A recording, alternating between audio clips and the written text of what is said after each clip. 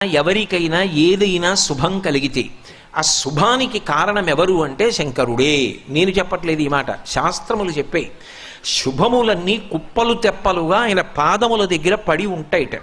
ఆయన అనుగ్రహించాడు అనుకోండి, ఓసారి ఇలా అంటాడు అంటే అది ఎగిరి వెళ్ళి ఇంటికి తోరణంగా పట్టుకుంటాడు. అందుకే ఒక గడుసు కవి ఒక మాట అన్నాడు, నేను ఓ పువ్వు పట్టుకొచ్చి మీ పాదాల మీద వేశాను అనుకోండి, నేను వేసినది ఇది పువ్వు, మీ పాదముల మీద ఉన్నది ఇది పువ్వు. నేను ఒక పువ్వు పట్టుకెళ్ళి మల్లికార్జున లింగం మీద వేశాను అనుకోండి, పరమ ప్రేమతో వేశాను అనుకోండి, ఆ పువ్వు ఓ ఏడాది తర్వాత నా ఇంటి మనవడు. నేను ప్రేమతో వేసిన పువ్వు 2 ఏళ్ల తర్వాత నా ఇంట్లో మనవరాలు. నేను ప్రేమతో వేసిన పువ్వు నేను కట్టుకునే ఒక ఇల్లు. నేను వేసిన పువ్వు నాలో కలిగేటటువంటి భక్తి.